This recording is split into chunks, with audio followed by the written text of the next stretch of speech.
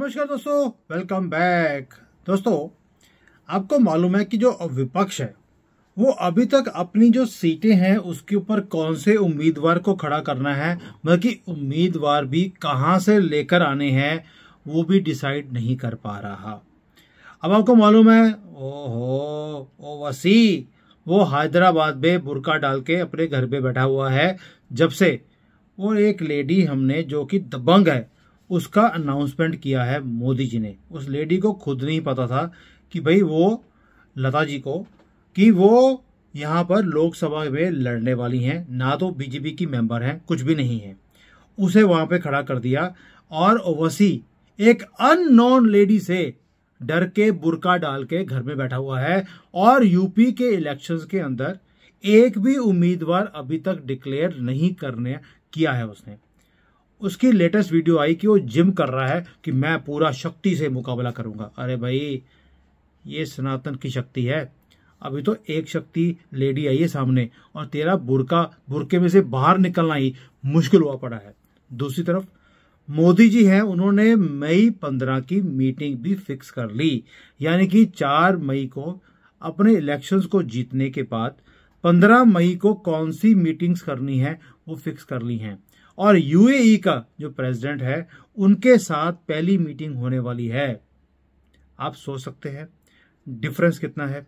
Difference इतना है, दूसरे लोग अभी ये सोच रहे हैं कि अपनी इज्जत को कैसे बचाएं, और मोदी जी ने शुरू कर दिया कि भारत की इज्जत को बढ़ाना कैसे है इंटरनेशनल फ्रंट के ऊपर। अब आप देखिए ये कितना सिग्निफिकेंट मूव है। एक मुस्लिम कंट्रीज के अंदर मोदी जी हमेशा ही घात लगाते जा रहे हैं और दोबारा से यूएई के अंदर मीटिंग हो रही है। वो भी कब? इतनी आसान मीटिंग नहीं है दोस्तों। मीटिंग भी उस वक्त है जब गाजा और इजराइल के बीच में और हमास के बीच में एक युद्ध चल रहा है। अपने अस्तित्व को बचाने के लिए इजराइल लगा है और गाजा वाले हैं कि मानने का नाम ले ही नहीं रहे, क्योंकि इनको इंसानियत से कोई मतलब नहीं है। ये जानवर है, जानवर ही रहेंगे। लेकिन मोदी जी हैं, इन्होंने जो प्रेसिडेंट है यूएई के मोहम्मद बिन जायद, उनके साथ मीटिंग फिक्स कर दी। किसके लिए? जो एक पूरा ग्रैंड प्रोजेक्ट है जो लिंक करता है भारत को वेस्ट एशिया के साथ और उसके बाद यूरोप तक, जिसका नाम रखा था India middle east Europe corridor, यानी कि आईमेक। और उसकी पहली मीटिंग है 15 मई को। कोई भी हमारा मीडिया जो बिका हुआ है इसके बारे में बात नहीं कर रहा। वो यही कह रहे हैं कि ब्राह्मण कितने, शूद्र कितने, एससी कितने, राजपूत कितने, वो इसी बातों में लगे हुए हैं, उन्हें कोई मतलब नहीं है। और दूसरी तरफ मोदी जी वो कहते हैं यार भाड़ में जाओ तुम मीडिया वाले, तुम्हारे ये सारे सर्वे मैं फेल करने वाला हूं, मैं लगाऊं अपने काम करने। अब आप देखिए, मैं जो पहले बोला आपको, ये मीटिंग इतनी आसान नहीं थी। क्यों बोल रहा हूं? सऊदी अरेबिया भी इसका पार्ट है, लेकिन सऊदी अरेबिया लगा हुआ है वॉर के अंदर, जबकि उसकी पूरी नजर है इजराइल और गाजा के ऊपर कि वहां पर क्या हो रहा है। अब रीजन क्या है? सऊदी अरेबिया को यह डर है कि कहीं गाजा के जानवर उसकी कंट्री में ना आने की कोशिश करें, तो वो भी अपने बॉर्डर्स को प्रोटेक्ट कर रहा है इन जानवरों से। इसीलिए वो इस मीटिंग का पार्ट नहीं बन रहे हैं अभी। लेकिन मोदी ने बोला मुझे तो जाना है, करना है तो करना है, वरना ये प्रोजेक्ट फास्ट नहीं होगा। तो इसलिए जो पहला स्टेज है इस प्रोजेक्ट का, जबकि India middle east economic corridor है, इसका पहला जो फेज है वो शुरू हो रहा है और उसी के लिए मई 15 को इसके ऊपर बातचीत होने वाली है। और इसके लिए जो सीनियर ऑफिशियल्स हैं वो भी वहां पर मोदी जी के साथ जाने वाले हैं। अब आपको मालूम है कि जो आईमेक था ये लिंक करता है भारत को यूएई के साथ, जॉर्डन के साथ, सऊदी अरेबिया के साथ, और उसके बाद इजराइल जाएगा और इजराइल से यूरोप जाएगा। अब आपको मालूम है कि ये ऐसे जो प्रोजेक्ट्स हैं बड़े बड़े, ये हम किसको मात देने वाले हैं? वो है चाइना का बेल्ट एंड रोड इनिशिएटिव। मतलब कि बेल्ट भी उसकी, रोड भी उसकी और इनिशिएटिव भी उसका। लेकिन मोदी जी ने उसका तोड़ निकाल दिया। भारत से यूरोप तक रोड बना रहे हैं ताकि जो भारत का माल है वो हम यूरोप तक बड़े आसानी से भिजवा सके। अब यूएसए की सपोर्ट के बिना ये प्रोजेक्ट हो नहीं सकता था। आपको भी मालूम है वो कोई ना कोई इसमें अड़िके डालता। इसलिए हमने क्या किया, भारत ने यूएसए को भी इस प्रोजेक्ट के अंदर शामिल किया और उसका आशीर्वाद भी हमें मिला। और यूएसए बोलता है कि इस ट्रेड मैकेनिज्म से मुझे भी फायदा होने वाला है। अब कैसे होगा ये तो वक्त बताएगा, क्योंकि ये कॉरिडोर अमेरिका तक अभी तक नहीं जा रहा है, इसलिए सिर्फ सपोर्ट है यूएसए की इस प्रोजेक्ट के अंदर। अब आप बोलेंगे यार यूएसए की तो मजबूरी है कि चाइना को काउंटर करने के लिए कोई भी काम होगा यूएसए बोलेगा मेरा आशीर्वाद है, और जब चाइना डूब जाएगा, नीचे हो जाएगा, उसके बाद ये अपनी सपोर्ट को हटा लेंगे और कोई ना कोई वहां पर बम धमाके करा के, कोई ना कोई वॉर करवा कर इस प्रोजेक्ट को रोक देंगे। मुझे नहीं लगता कि ऐसा कुछ होगा। उसका प्रमाण है मोदी जी ने पहले ही अगले 25 साल की रूपरेखा मुस्लिम वर्ल्ड के अंदर बना दी। वो कैसे? इन्होंने पहले बनाया मंदिर, पहले देखा कि क्या ये अपने आप को ओपन करते जा रहे हैं या अभी भी वही 1400 साल वाली मेंटालिटी है, गधों पर आए थे गधों पर ही रहेंगे। तो पहले हमने मंदिर की प्रपोजल दी, उन्होंने बोला जहां पे तेरा मन करे जमीन ले ले, मंदिर वहां बना देंगे, और मंदिर बना भी दिया। मंदिर भी इतना भव्य कि कुछ कहने की बात ही नहीं है। और अभी जब इनका ये जो ईद थी उससे पहले जो इफ्तियार पार्टी होती है वो मंदिर के बाहर रखी गई, बड़े बड़े डिग्नेटरीज को पूरे दुनिया से बुलाया गया, और भारत ने देखा कि कैसे वो लोग बोलते थे कि भाई हम अपने आप को ओपन करते जा रहे हैं।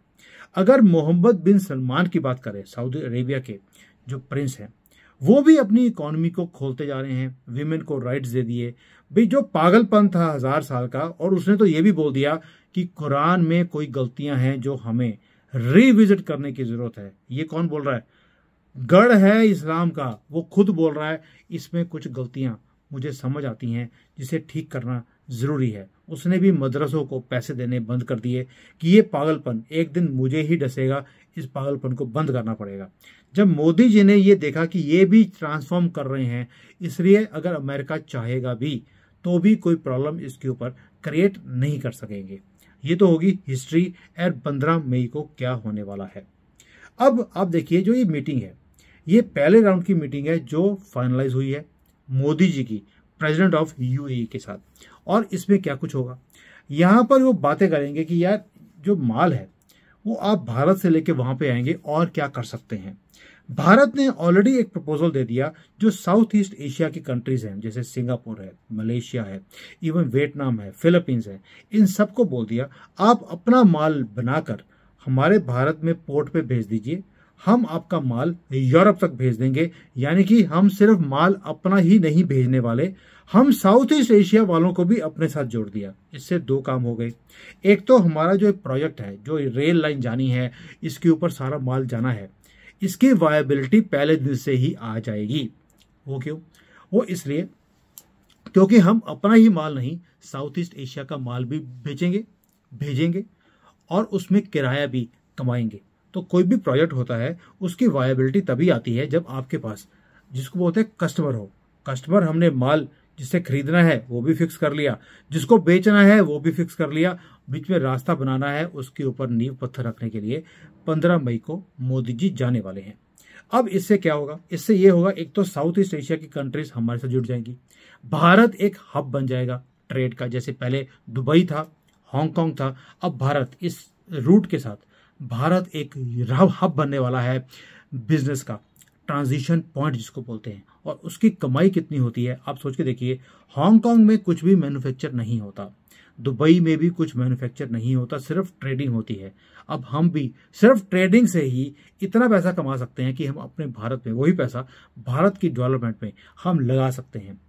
और यही चीज है जो भारत को, जो एक विकसित भारत की हम बात करते हैं, वहां तक लेके जाने में मदद करेगा।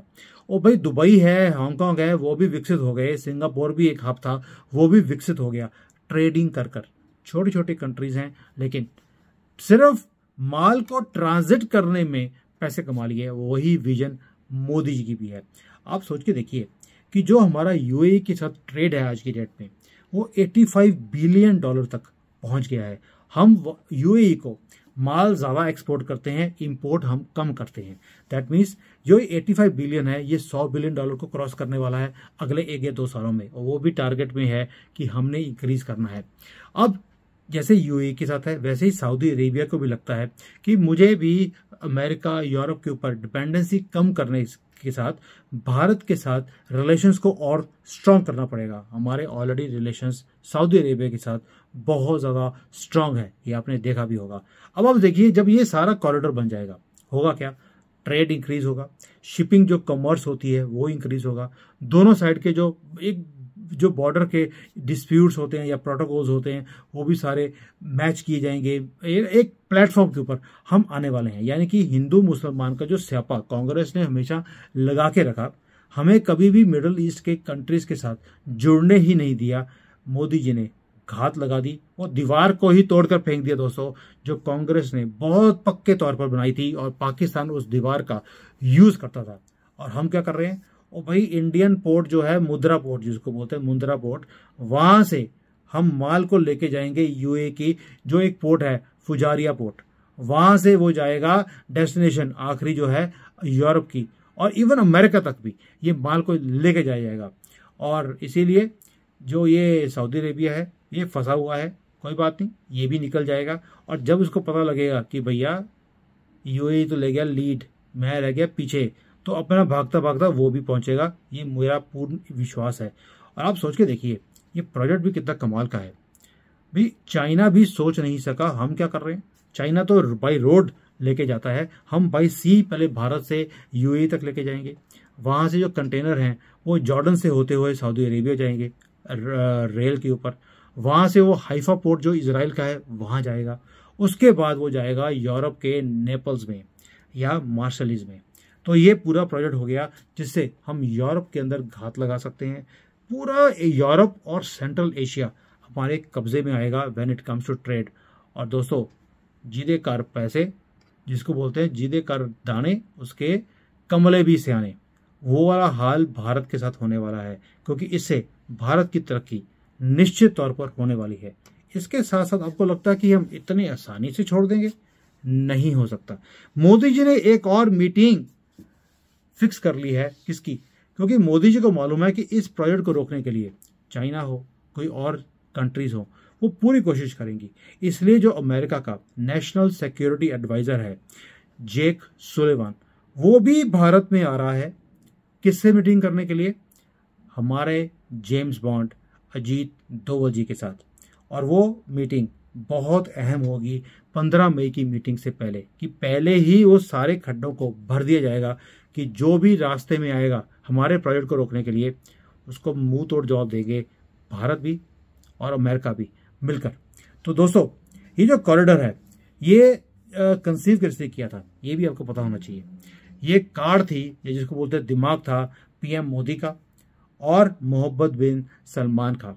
और उसके बाद जो बिकॉज जो सऊदी अरेबिया है वो यूएसए का बहुत ही क्लोज एलाई है, इसीलिए ये प्रोजेक्ट को आशीर्वाद भी मिला अमेरिका का।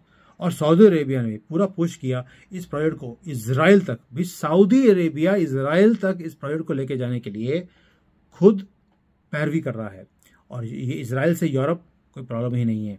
तो देखते हैं आगे आगे क्या होता है। तो ये आपके साथ शेयर करना बनता था। ऑपोजिशन अपने कैंडिडेट भी अभी तक फाइनल नहीं कर पा रही, और जिसको नाम वो फाइनल करते हैं वो छोड़कर बीजेपी ज्वाइन कर लेता है। अपनी मर्जी से कोई जोर जबरदस्ती नहीं है। और बाकी के जो चोर चक्के थे वो आधे जेल में हैं, बाकी के जब जीरो हो जाएंगे 24 के इलेक्शन के बाद, उन्हें तो परमानेंटली जेल में जाना ही है। नेशनल हेराल्ड का भी अभी पूरा खुलासा हो गया कि 776 करोड़ रुपए या 80 करोड़ रुपए जो भी थे, देखिए 700 प्लस करोड़ रुपए के जो प्रॉपर्टियां जब्त करी गई हैं कांग्रेस की, वो सही थी और इन्होंने धांधली करी है। अब इनका भी अंदर जाना तय है।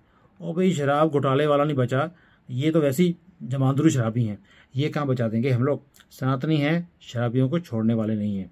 तो दोस्तों, ये खुशखबरी के साथ कि मोदी जी ने ऑलरेडी अगले जो इलेक्शंस हैं उसको जीतने के बाद क्या क्या काम करने वाले हैं उसकी मीटिंग भी फिक्स कर दी। और हमारा बिका हुआ मीडिया इसके बारे में बात ही करना पसंद नहीं करता। क्यों? उसने सिर्फ आपको जातियों पे बांट कर रखा हुआ है। मर्जी आपकी है, कभी जाट हैं, कभी गुज्जर हैं, कभी वो SC ST हैं। इसी में हमने अपने देश को 1000 साल से गंवा दिया। अब नहीं सुधरेंगे, आपकी मर्जी। मोदी जी अपने काम पे लगे हैं। अगर आप मोदी जी से लगेंगे तो ये काम चलता रहेगा। जय Hind, Vande Mataram. Hi there. If you liked the video, please don't forget to smash the like button, subscribe to our channel, and activate the bell icon so that you receive all notifications whenever we upload a new video. Thanks for watching.